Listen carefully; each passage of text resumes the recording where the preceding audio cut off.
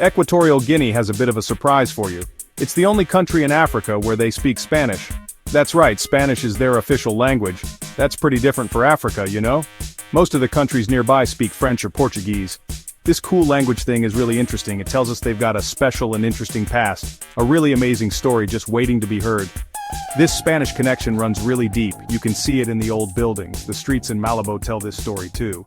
And the buildings in Bata show it as well. You can really see those old colonial styles.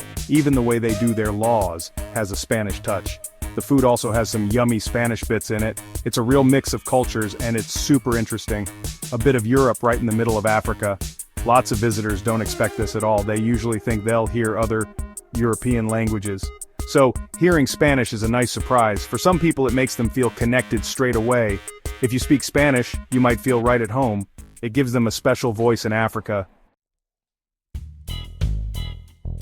The country's land and scenery are just amazing. It's not just one big piece of land. There's a part on the mainland called Rio Muni. That bit is tucked in between Cameroon and Gabon.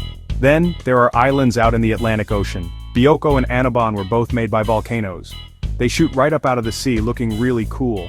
All these different types of land mean there are lots of different nature spots. Each bit has its own beautiful views. Bioko Island is a really special spot. It's got Pico Basel, a tall volcano that's sleeping. This awesome mountain is the highest place in the country. Its sides are totally covered in thick rainforest. These old forests are super green and full of plants. They're absolutely packed with all sorts of animals and plants. Just picture the cool mist hanging over the trees. The air there is so fresh and feels really wild. The animals you can find there are incredible. These special rainforests are home to lots of cool animals. You might even be lucky enough to see drills or colobus monkeys. Bright, amazing birds fly around in the trees. You can often hear all their different songs in the forest. The people of Equatorial Guinea are wonderfully different. Lots of different groups of people live here together. Each group has its own special language, and each one is proud of its own special ways of doing things. The Fang people are the biggest group on the mainland. The Bubi people are the first people of Bioko Island. There are also the Ndawe, Annobonese, and Kombi people. It's a rich and really interesting mix of old traditions. All these different people are like a national treasure. Music and dance are super important here. They're right at the heart of how people live together. You hear old-time rhythms and tunes everywhere. You hear them a lot during festivals and special events. The Balele dance is really famous and you see it a lot. It's full of amazing energy and just pure happiness. Dancers often wear fancy masks and costumes. These beautiful arts tell so many important stories. They're a lively way of showing who they are as a culture. Telling stories is another art they really love. The older folks in the community share old knowledge.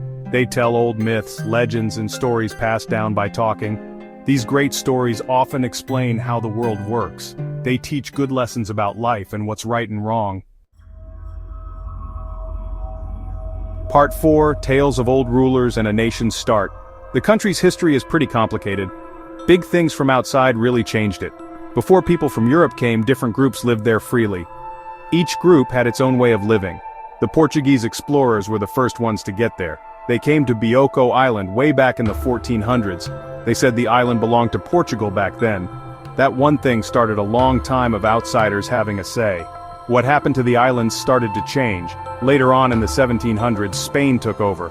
Portugal officially gave the islands and rights to the mainland to Spain. This big change happened in the late 1700s. But at first, Spain wasn't very strong in ruling it.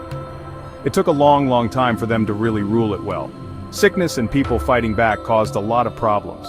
Setting up the new colony turned out to be hard. The local people often fought for their land. They were really strong and kept going even when things changed a lot. Spanish Guinea was the colony's official name. They ruled it directly until 1968. Big farms for cocoa and coffee were set up. Local people and some from other places worked very hard on them. Part 5, a trip you won't forget is waiting. So, why should you visit Equatorial Guinea? Well, it really offers a super special adventure. It's definitely not your usual tourist spot, and that's what makes it even more special. It's a place for people who are curious and brave explorers, for people who want to see real, true things. You'll see a different side of Africa here, a land that's truly beautiful, untouched, and will take your breath away. It kind of calls to travelers with its quiet charm. Just imagine walking in perfect rainforests, so super green, and so wonderfully full of life. Hearing the sounds of strange and cool birds, or maybe just chilling out on quiet, untouched beaches. Old volcano mountains look grand way off in the distance. You could check out busy, colorful local markets. See all the sights and hear all the sounds. These aren't just dreams, you can really do this here. There are chances to find new things around every corner.